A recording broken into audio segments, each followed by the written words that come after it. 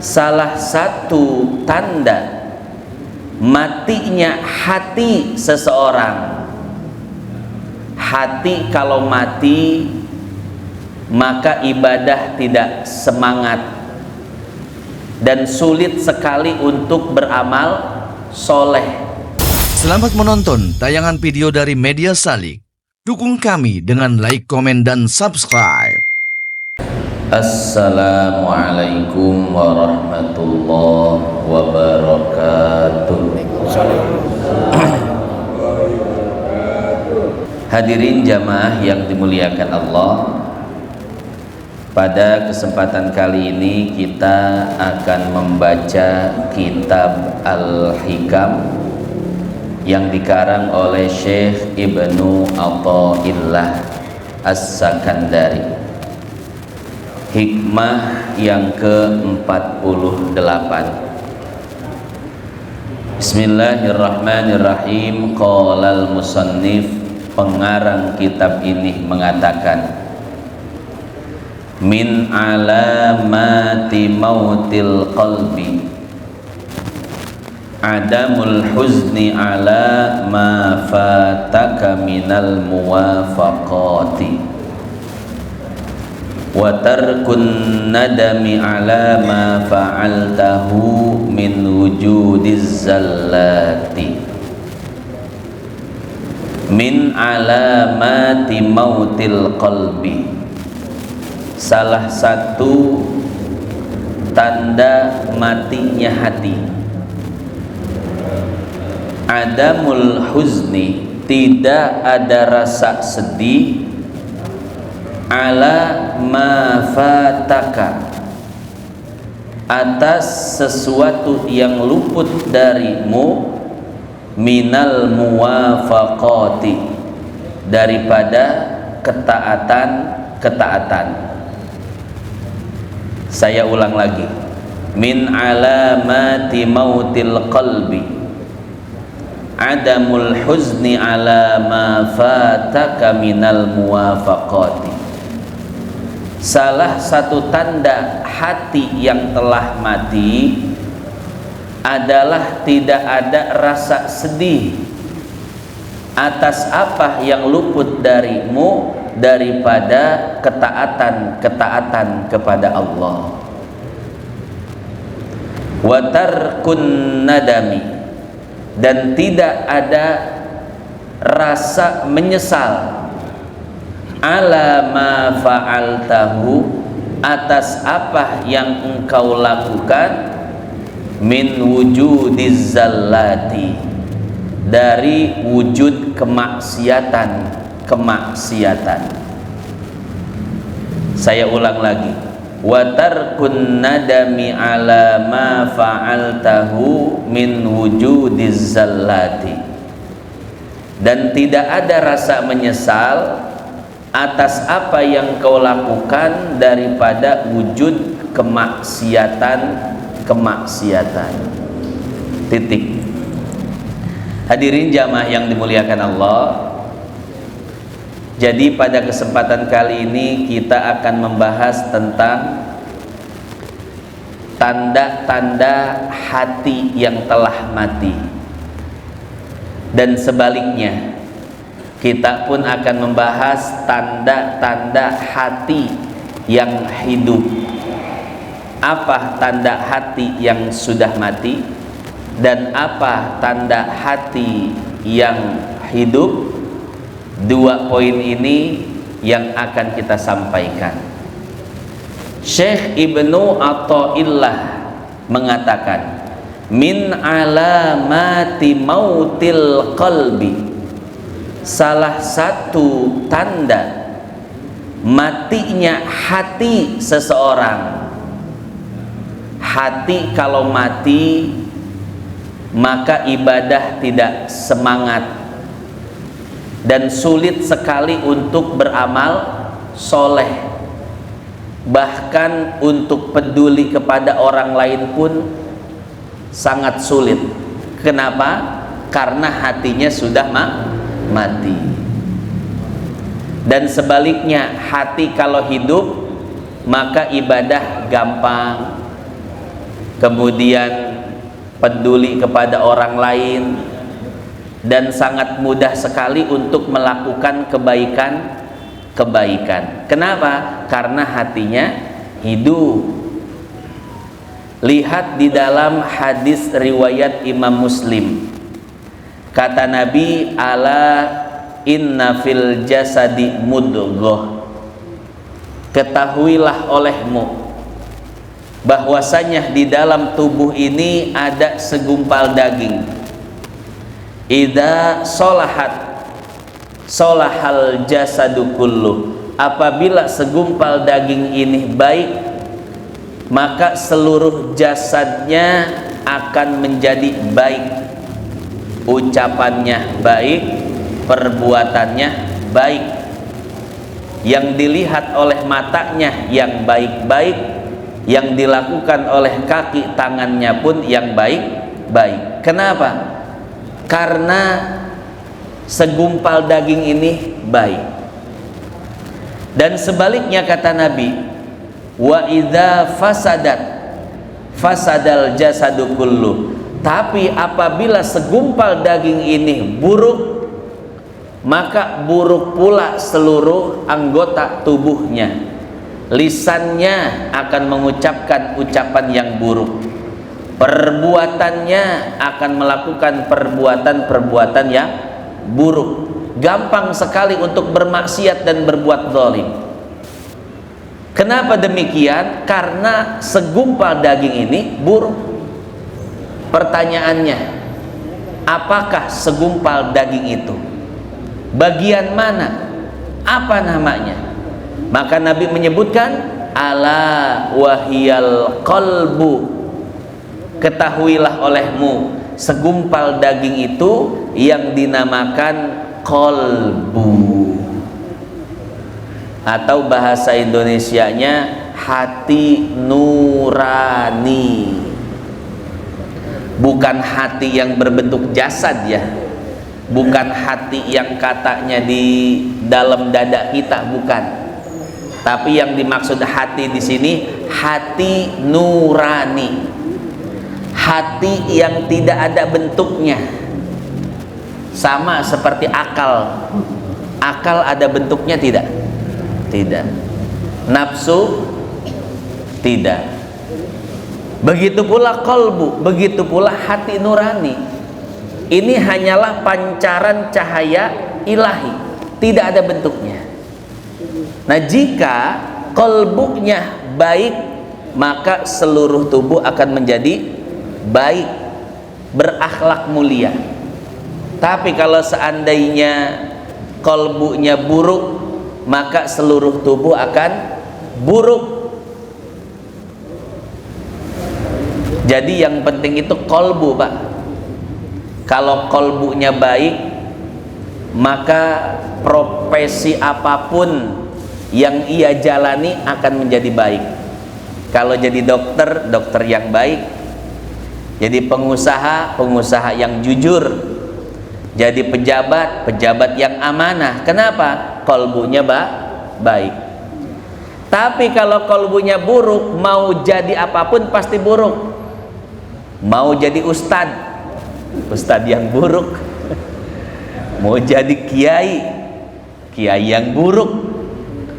Jadi tokoh agama yang buruk. Kenapa? Karena qalbunya buruk. Maka pesan saya, Bapak sekalian, jangan terlena dengan status, dengan gelar, dengan penyebutan nama. Ya, tapi lihat bagaimana ibadahnya dan bagaimana akhlaknya, karena itu yang menunjukkan qalbunya. Kalau zaman sekarang, Pak, orang banyak terlena dengan kehebatan seseorang. Ada orang yang pakai peci, bahkan pakai sorban, pakai gamis, pakai udeng-udeng, sakti, bisa nangkep setan. Ya, akhirnya banyak orang datang minta air, minta doa dan lain sebagainya. Padahal yang demikian belum tentu baik. Bisa jadi pakaiannya gamis, pakai udeng-udeng, tapi sebetulnya dukun. Banyak gak yang seperti itu? Banyak. Sekarang dukun sama kiai 11-12 Pak. Beda tipis. Beda tipis. Ya.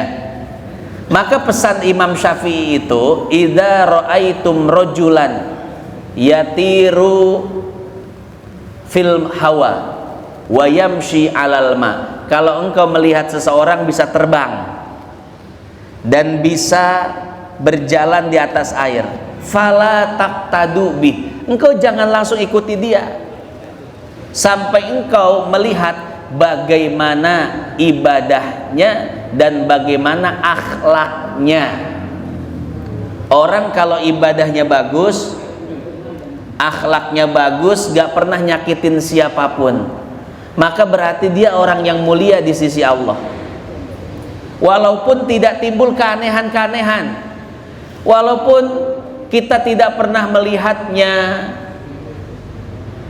terbang, jalan di atas air, menyembuhkan orang sakit, orang ditiup langsung benghar, usaha maju, dan lain sebagainya. Walaupun kita tidak pernah melihatnya seperti itu, tapi ketika akhlaknya baik, ibadahnya, syariatnya, maka orang tersebut adalah orang yang mulia. Dan sebaliknya, kalau Bapak melihat orang sakti, bisa nyembuhin orang, banyak minta air, orang pengen usaha datang ke dia, banyak masalah datang dan lain sebagainya, tapi dilihat syariatnya tidak bagus, ibadahnya berantakan, akidahnya tidak bagus, maka hadirin jamaah yang dimuliakan Allah, apapun yang terjadi kepadanya itu istidraj. Hebat, sakti, luar biasa, istidraj. Kenapa? Karena tadi barometernya, patokannya adalah syariat. Bagaimana dia menjalankan syariat? Kalau menjalankan syariat dengan benar, akhlaknya bagus, maka berarti dia orang soleh. Walaupun tidak memiliki kelebihan-kelebihan, keanehan-keanehan.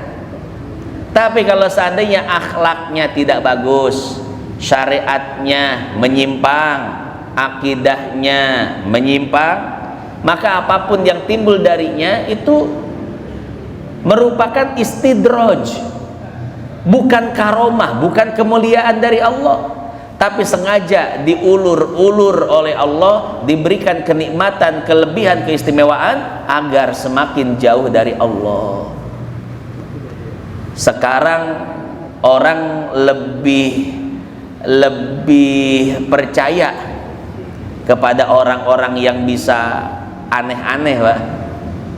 Karena tadi barometernya apa? Dunia. Setiap punya hajat datang ke orang itu dikabul, usahanya lancar dan lain sebagainya. Ya bukannya saya menyalahkan, tapi hati-hati, lihat dulu syariatnya, lihat dulu ibadahnya, lihat dulu akhlaknya. Ya, kalau seandainya dia bisa seperti itu, akhlaknya bagus, syariatnya bagus, akidahnya tidak menyimpang, berarti dia orang soleh. Tapi hati-hati kalau seandainya syariatnya, akidahnya menyimpang, maka dia bukan orang soleh, bukan kiai, tapi dukun. Hati-hati Pak ya. Nah jadi seperti itu. Saya tanya kepada Bapak sekalian, ada dua orang. Satu orang adalah orang yang apapun yang diinginkan senantiasa dikabulkan dan diberikan oleh Allah. Pengen ini dikabulkan, pengen itu diberikan. Tapi ada satu orang yang doanya tidak pernah diijabah oleh Allah, tapi dia sabar terhadap setiap takdir yang diberikan oleh Allah. Dikasih penyakit sabar, dikasih kesulitan sabar, dan lain sebagainya. Kira-kira dari dua orang ini mana yang lebih afdal? Orang yang kedua. Karena orang yang paling mulia di sisi Allah adalah orang yang paling bisa menerima takdir Allah. Itu yang paling mulia. Bukan orang yang setiap ada ingin dikabul oleh Allah. Dunianya bagus, usahanya maju, ini itu dan lain sebagainya, dikabulkan oleh Allah. Bukan itu orang yang paling mulia. Tapi ukurannya adalah orang yang paling mulia di sisi Allah adalah orang yang paling bisa menerima takdir dari Allah. Apapun yang Allah berikan, dunianya dipersempit, rezekinya dipersulit, banyak masalah, penyakit, tapi dia mengatakan raditu billahi robba wa bil islami dina wa bi muhammadin nabiyya wa rasulah. Itu yang paling afdol, yang paling mulia di sisi Allah. Coba lihat di dalam surat Al-Isra ayat pertama, apa kata Allah? Subhanalladzi asra bi abdihi, maha suci Allah yang telah memperjalankan hambanya. Ini pertanyaan besar untuk kita. Kenapa Allah mengatakan bi abdihi, hambanya? Bukan nabinya, bukan rasulnya, bukan kekasihnya. Kenapa Allah menggunakan redaksi lafad bi abdihi, hambanya? Karena orang yang paling mulia di sisi Allah adalah orang yang paling bisa menghambakan diri di hadapan Allah. Apa artinya menghambakan diri? Yaitu bisa menerima, rela, ridho atas apapun yang telah Allah tentukan untuk hidupnya. Dikasih ini nerima, dikasih itu nerima, ridho dengan hidupnya, ridho dengan takdir, ridho dengan Allah. Itulah orang yang paling mulia. Jadi ingat Pak, ukurannya bukan dunia, ya, tapi ukurannya tadi kita lihat bagaimana syariatnya, bagaimana ibadahnya, bagaimana amal solehnya. Itu kalau dari tampilan luar ya. Dari tampilan batinnya, bagaimana dia bisa ridho terhadap seluruh keputusan Allah Subhanahu wa Ta'ala. Dia mampu menanggung takdir apapun yang Allah berikan kepadanya. Itu adalah seorang hamba yang paling dicintai oleh Allah, ya. Nah, tidaklah kita bisa melakukan itu semua melainkan dimulai dan berasal dari kolbu. Kalau kolbunya baik, insya Allah semuanya baik. Tapi kalau kolbunya buruk Pak, kita jadi apapun tetap buruk. Mau jadi ustadz, mau jadi kiai, mau jadi tokoh agama, buruk Pak. Ya, banyak kasus, banyak masalah Pak. Tapi kalau kolbunya baik, Bapak jadi polisi, pengacara, dokter, pengusaha, pejabat, gak akan punya masalah. Kenapa? Baik. Seluruh ucapan, seluruh perbuatan akan menjadi baik. Jadi seperti itu. Nah sekarang Ibnu Athaillah membahas apa ciri-ciri hati yang mati. Beliau mengatakan min alamati mautil qalbi adamul huzni ala ma fataka minal muwafaqati. Salah satu tanda hati yang mati adalah tidak ada rasa sedih atas apa yang luput darimu daripada ketaatan kepada Allah. Jadi enggak sholat biasa-biasa aja, enggak puasa biasa-biasa aja, enggak ikut pengajian, enggak ada rasa bersalah, tertinggal kewajiban, tidak ada rasa menyesal. Jadi ketika tidak ada rasa sedih, tidak ada rasa menyesal atas ibadah yang ditinggalkan dan atas maksiat dilakukan, maka itu adalah ciri hati yang sudah mati. Dan sebaliknya kata Syekh Abdullah Syarqawi di dalam syarahnya, Beliau mengatakan bahwa ciri hati yang hidup adalah merasakan kesedihan saat luput darinya sebuah ketaatan. Jadi ketinggalan sholat berjamaah sedih, bahkan tertinggal amalan-amalan sunnah pun sedih.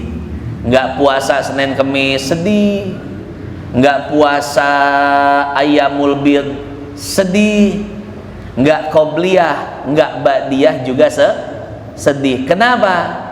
Karena hatinya hidup, hatinya peka, hatinya ingin diisi dengan ibadah-ibadah kepada Allah. Dan dia menyesal, wan nadamu ala ma fa'altahu min wujudiz zallati. Ketika melakukan maksiat dia akan menyesal semenyesal-menyesalnya. Saya punya guru Al-Habib Salim bin Abdullah bin Umar Asy-Syatiri. Beliau itu orang yang semangat hidupnya, Pak. Ibadahnya semangat, ngajarnya semangat, bersosialisasi dengan masyarakat pun semangat. Wajahnya selalu ceria, Pak. Beliau itu tidurnya jam 11 malam, bangunnya jam 3. Padahal umurnya sudah tua, sudah 70-an waktu itu. Kalau sekarang sudah wafat. Beliau wafat tahun 2018 di usia 80 tahun. Tapi sampai wafatnya beliau itu tidak pakai kacamata, giginya masih lengkap, kulitnya masih kenceng. Cuman kakinya saja, Pak, yang sudah tidak bisa berjalan. Beliau pakai kursi roda. Kenapa beliau tidak bisa berjalan? Karena dulu di masa penjajahan Yaman, Yaman kan dulu dijajah sama komunis Rusia. Kalau Indonesia dijajah sama PKI, Belanda, Jepang, ya ada PKI. Dulu Yaman dijajah oleh komunis Rusia, Pak.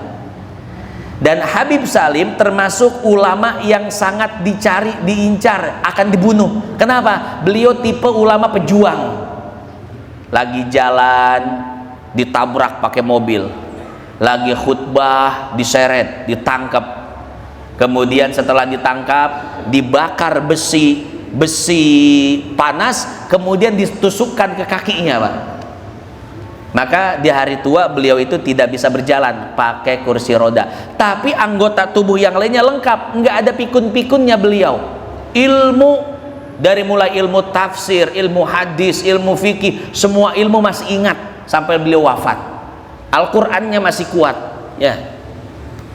Nah, beliau adalah orang yang sangat bersemangat. Beliau, Pak, tidurnya aja dibacain kitab. Jadi beliau kalau mau tidur, ya bantal agak ditinggiin, tidur sambil zikir. Itu beberapa santri baca kitab di sekelilingnya, satu persatu baca kitab sampai beliau tidur. Kalau udah tidur baru ditinggalin. Jadi dikeloninnya pakai kitab. Kalau kita dikeloninnya pakai apa? Sama istri kita, ya, dikepok-kepok. Beliau dikeloninnya sama ilmu. Udah tidur baru santrinya bubar. Bangun jam 3 biasa, mandi, beres-beres, tahajud, baca Quran sambil nunggu subuh. Nah, satu ketika beliau ini terlihat murung. 1 hari penuh dari pagi sampai malam murung mukanya. Terlihat sekali kesedihan yang sangat mendalam di dalam kolbunya. Akhirnya kita penasaran, ini kenapa Habib itu sampai murung sedih seperti ini. Ditanyakan kepada khadimnya, pembantunya, kata pembantunya apa? Semalam Habib bangun kesiangan. Kesiangan dari sholat tahajud, bukan kesiangan sholat subuh, bukan. Kesiangan tahajud, enggak sempat tahajud. Maka di hari itu beliau merasakan kesedihan yang sangat luar biasa. Kita kelewat tahajud bagaimana, Pak? Biasa-biasa aja kan, ya? Oh, jangankan kelewat tahajud, kelewat subuh aja kita biasa-biasa, bahkan menjadikan hukum fikih sebagai pembenaran. Ah, kata ustadz juga kalau ketiduran mah nggak apa-apa. Apal saya hadisnya, hadis riwayat Muslim, man nama an sholatin falyaqdiha idza dzakaraha. Barang siapa yang ketiduran dari sholat, maka hendaklah dia mengkodoknya ketika dia sudah bangun. Oh, apal hadisnya, jadi pembenaran, nggak ada rasa sedih sama sekali. Secara hukum betul, ketiduran tidak menyebabkan dosa, tapi secara adab kepada Allah, makrifat kepada Allah, seharusnya itu menjadi titik kesedihan buat diri kita, Pak ya. Tuh. Nah, beliau saking hidupnya hatinya, kolbunya, saking ingin diisi dengan ketaatan-ketaatan pada Allah, tertinggal sholat tahajud pun beliau sedihnya luar biasa, sampai-sampai mukanya murung 1 hari penuh, Pak. Itu ciri-ciri hati yang sudah hidup. Karena begini, Pak, setiap manusia itu akan menyesal di akhirat nanti. Kenapa saat di dunia tidak memaksimalkan amal soleh?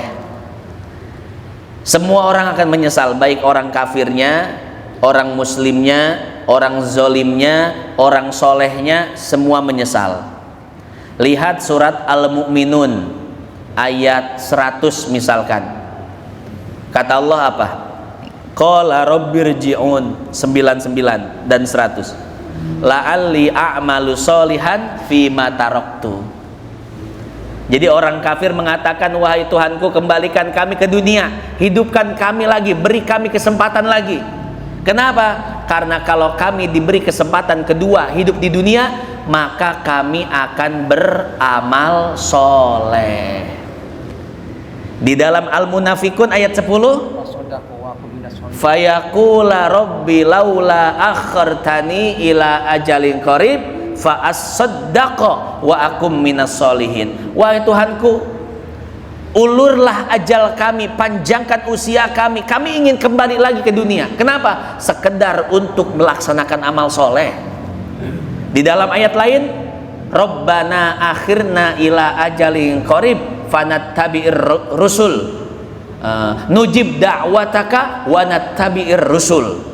Ya Allah, panjangkanlah usia kami, kembalikan kami hidup di dunia hanya untuk beramal soleh, beriman, mengikuti Rasulmu. Belum lagi ayat-ayat yang lainnya, fahal lana min syufa'a fayashfa'u lana au nuraddu fana'mal ghairal ladzi kunna na'mal. Ayat lain, fahal ila maraddim min sabil. Ayat lain, falila khurujim min sabil. Banyak ayat-ayat yang menjelaskan bahwa orang kafir, orang zolim, orang fasik, semuanya ketika mati ingin kembali dihidupkan di dunia hanya untuk sekedar beramal Bahkan orang soleh pun ingin hidup di dunia lagi. Sekedar apa? Sekedar ingin mengucapkan subhanallah di dunia. Jadi orang soleh itu menyesal kenapa di dunia ada waktu untuk mengucapkan subhanallah, tapi mereka tidak menggunakannya untuk mengucapkan subhanallah. Menyesal, Pak.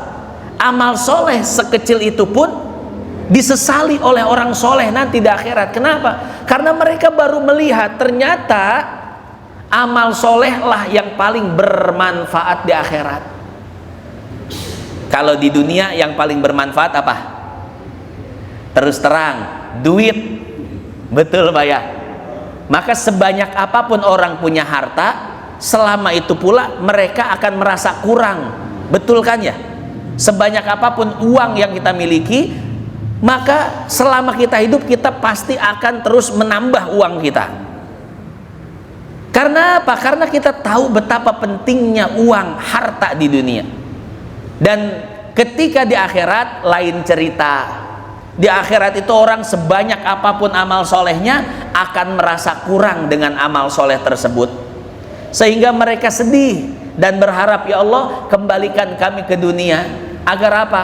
Sekedar untuk beramal soleh, walaupun hidup kami sebentar, walaupun hidup kami hanya satu tarikan nafas, subhanallah, izinkan kami hidup di dunia, kami ingin mengucapkan Jadi seperti itu Pak. Jadi ucapan subhanallah saja yang mampu diucapkan tapi tidak diucapkan membuat seseorang menyesal.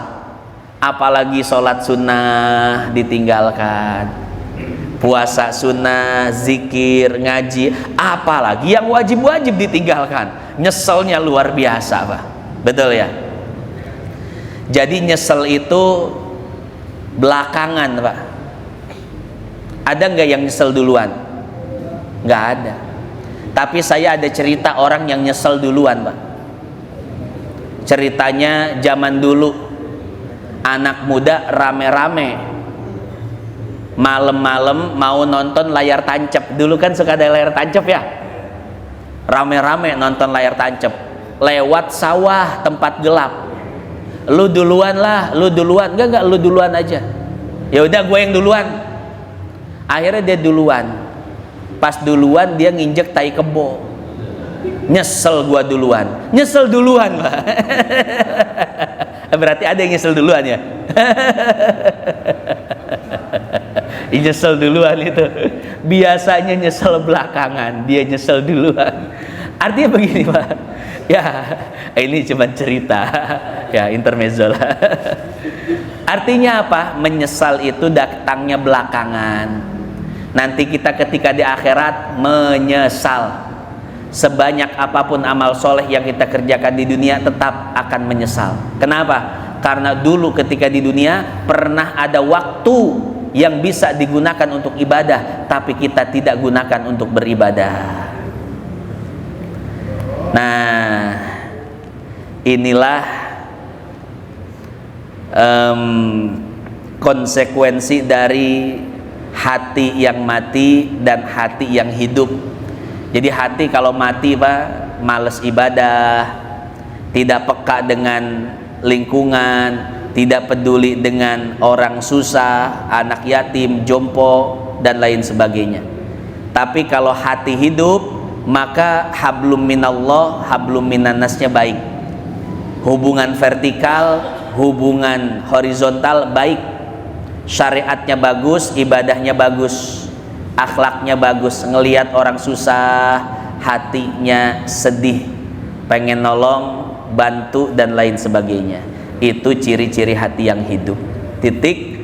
Wallahu a'lam bishawab. Terima kasih sudah menonton tayangan video dari Media Salik. Jangan lupa dukung kami dengan like, komen, dan subscribe. Nantikan tayangan video berikutnya.